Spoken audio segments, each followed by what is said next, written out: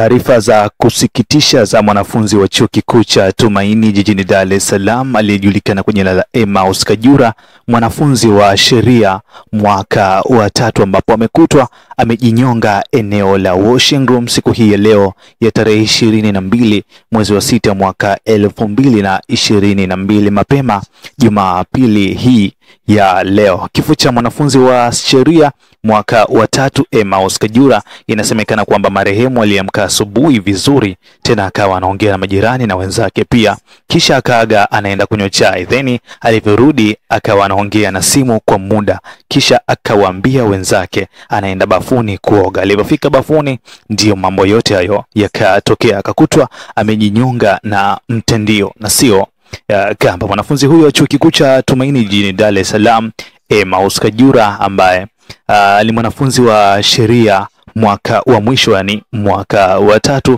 amekutwa amejinyonga, amejitoa uhai mwenyewe siku hii leo, na chanzo cha kujinyonga au chanzo cha tukio hilo kutokea bado hakijajulikana. Hivyo taratibu na uchunguzi maalumu na yakinifu unazidi kufanyika ili kuweza kujua moments zake za mwisho kabla ya kutekeleza tukio hilo la kujinyonga maeneo yake ya makazi ya kila siku, na ndipo ambapo tutazidi pia kukujuza yale ambayo yanazidi kuendelea na chanzo pia cha yeye kujinyonga. Tutazidi kukwambia yote hayo, utayapata hapa Mega Media Tanzania. Wewe kama mwanafamilia na mtazamaji wa Mega Media Tanzania, usisahau kusubscribe, kulike pamoja na kucomment. Mimi ni Balama Tanzania, hii ni Mega Media Tanzania.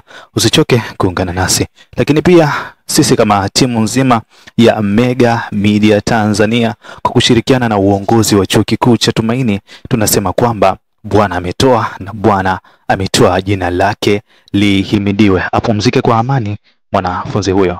Uwe na siku njema.